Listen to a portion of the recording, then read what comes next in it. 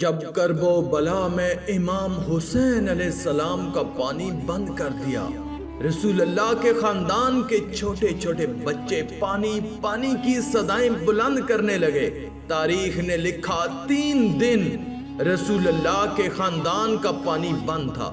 بس جب کربلا کے میدان میں 10 محرم کے دن ہر ایک شہید شہادت کا جام پیتا گیا، امام حسین علیہ السلام تنہا رہ گئے، تو آپ یزید کے سامنے آ کے حجت تمام کرتے ہیں اور کہتے ہیں کوئی ہے اس غریب کی مدد کرنے والا؟ آسمان ہل گیا، زمین تڑپ اٹھی، فرشتے آ گئے، جن کہنے لگے یا حسین ابن علی ہمیں حکم کریں۔ امام حسین نے فرمایا یہ صدا صرف انسانوں کے لیے تھی، لیکن افسوس تمام انسان رسول اللہ کے نواسے کی غربت پہ ہنسنے لگے۔ اتنے میں خیمے میں ایک بچہ اپنے آپ کو جھولے سے گرا دیتا ہے۔ بی بی رباب نے امام حسین علیہ السلام کو بلایا اور دست ادب کو جوڑ کر عرض کرنے لگی، نواسائے رسول، جیسے ہی آپ نے کہا کہ ہے کوئی اس غریب کی مدد کرنے والا، آپ کے اس شہزادے علی اصغر نے اپنے آپ کو جھولے سے گرا دیا۔ امام حسین علیہ السلام علی اصغر کا سر چومتے ہیں اور فرماتے ہیں رباب میں اصغر کو پانی پلا کے آتا ہوں۔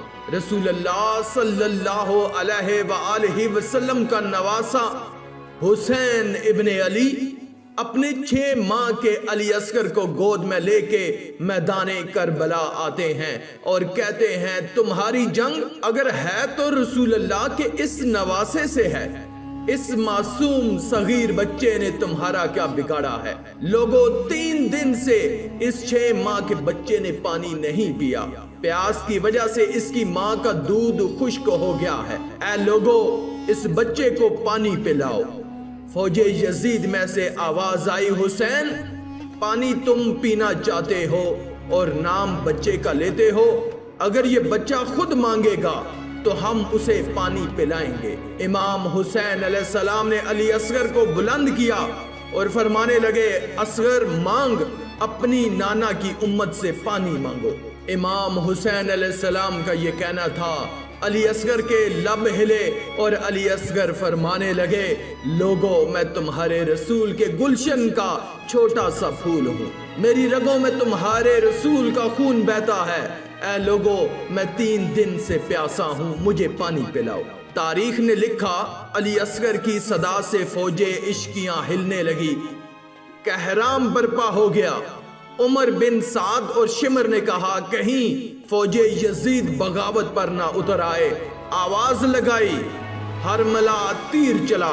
ہرملا کے پاس جو تیر جانوروں کے شکار کے لیے تھا، تاریخ نے لکھا علی اصغر کا نشانہ لیا اور تیر چلا دیا۔ اس تیر کی 3 نوکیں تھیں، ایک نوک علی اصغر کی کمر میں لگی، دوسری نوک اس کے بازو میں لگی اور تیسری نوک علی اصغر کے کان میں لگی۔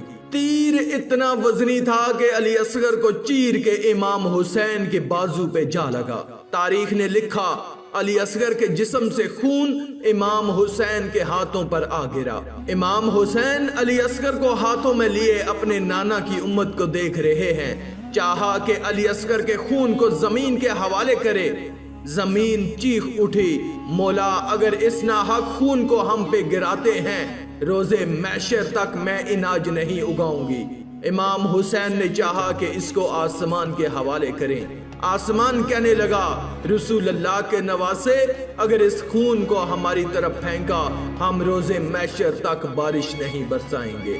امام حسین نے خون علی اصغر اپنے چہرے پر ملا اور ان ظالموں کی طرف دیکھ کر کہنے لگے اے لوگو روز محشر میں خون علی اصغر اپنے چہرے پہ لے کے آؤں گا اور اللہ کے سامنے سوال کروں گا کہ میرے اصغر کا کیا جرم تھا۔ پھر علی اصغر کی لاش کو بازوؤں میں چھپائے جیسے ہی خیمے میں آئے، بی بی رباب نے رو کے پوچھا اے مولا میرے بچے نے پانی پیا؟ امام حسین علیہ السلام نے علی اصغر کو اپنی باہوں سے ہٹایا۔ بی بی رباب چیخ کے کہنے لگی یا مولا جس نے میرے اس معصوم بچے کو مارا کیا اس کی کوئی اولاد نہ تھی؟ امام حسین علیہ السلام نے فرمایا صبر کرو، اللہ کی مرضی یہ ہے کہ ہم ہر ظلم سہ کے اسلام کے لیے صبر کریں، کیونکہ ہمارے ہی خون سے اللہ کا دین بچنا ہے۔ اور رباب علی اصغر کی قبر بناتے ہیں۔ امام حسین اور بی بی رباب خیمے کے پیچھے ایک جگہ پر ذوالفقار سے کھڈا کھودتے ہیں اور علی اصغر کو کربلا کی گرم زمین میں تدفین کر دیتے ہیں۔ بس جیسے ہی امام حسین علیہ السلام کی شہادت ہوئی، بیبیوں کے خیام جلائے گئے، آل رسول کو لوٹا گیا، سروں کو کاٹا گیا، تو عمر بن سعد نے کہا کہ دیکھو کوئی سر رہ تو نہیں گیا۔